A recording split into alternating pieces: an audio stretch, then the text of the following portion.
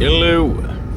The law of attraction is typically looked at as this esoteric and mystical phenomena, and many individuals, because of that, disregard the entire notion altogether. But are there practical applications to the law of attraction? The Reticular Activating System, or RAS. Whether it be building a business or becoming a world-class athlete, Anthony Robbins emphasizes the use of a tool in our prefrontal cortex, the reticular activating system. What this part of the brain does is when you have certain belief structures, when you're looking for specific things, this portion of the brain will find things to help reinforce your belief structures, your reality, and help increase your attention when those specific things pass by your consciousness. It's basically a mediator for your attention, classifying non-important and important things. Now, understanding that there are so many variables to life that if you were to focus on all of them, it would overwhelm you. But at the same time, there are so many opportunities through those variables that if you only look at the negative, you'll miss the variables that offer a window of opportunity. You'll lose motivation to work at all. Visualization is also a heavy component to the law of attraction. But how does this apply to RAS?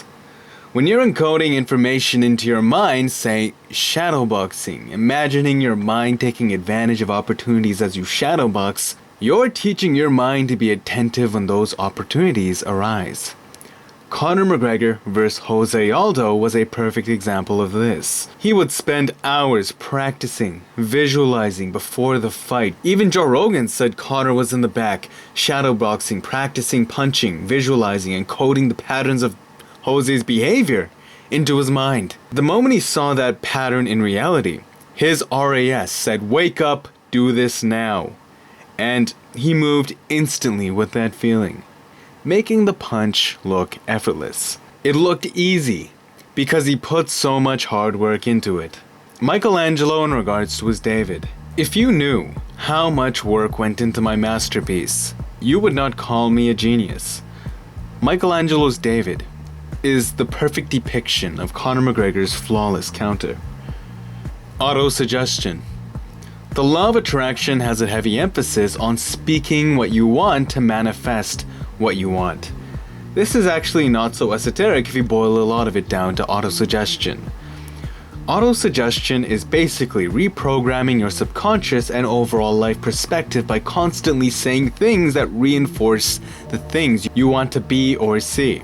If you say you are confident over and over again, you will feel more confident, and you will find ways through RAS to reinforce that further, feeling more confident. But of course, tragically, the reverse is true as well.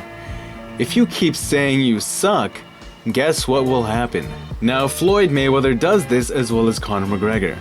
Mike Tyson's coach, Cus D'Amato, would constantly use autosuggestion on Mike, saying he's doing great, he'll be a champ, he's doing phenomenal, and literally, whether you are a recipient of autosuggestion or you're saying it yourself, it has tangible and powerful effects on a person's mind.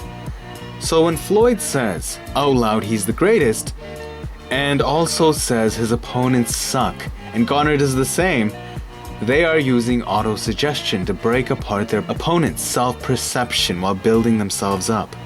These are literally things they've been saying over and over again in their quiet. Things they say to themselves, saying their opponents suck and they're the greatest. It just comes out naturally when the opportunity presents itself. Also, it's been proven that children who are given high standards typically have their IQs automatically raised to meet those standards. So, if you're constantly saying you're amazing or great, you're placing great standards on yourself, and intuitively, you're forcing yourself to meet those standards to justify that reality. That being said, autosuggestion is a very powerful way to build standards and help reinforce a perspective that looks for opportunities to further reinforce those standards. Words can literally make or break people in a physical world. Crazy to think about.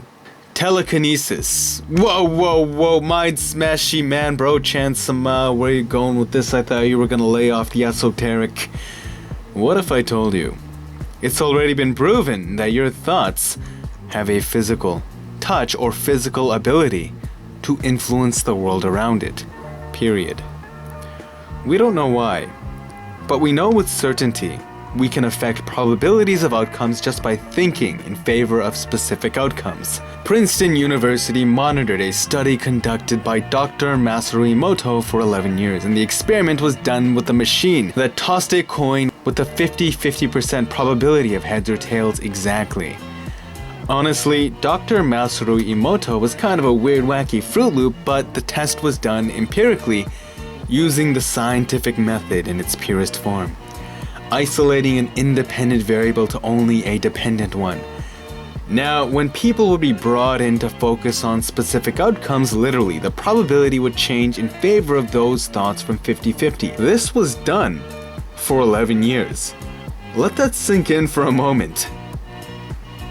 That innately proves your thoughts affect physical reality, or at least influence it a little, much like telekinesis. Even though you're not exactly Matilda making stuff fly around all over the place, there is an observable, testable truth to this. Your thoughts can touch stuff. We can also jump to how certain kinds of music affect how plants grow, words can cause rice to mold. Overall, even if you're in a bad place, you have a lot more power than you're led on to believe. Be wary of your thoughts, because it's been tested and empirically proven that your thoughts affect reality. So I hope I at least got you thinking, and hopefully awakened you to a level of power you all actually have.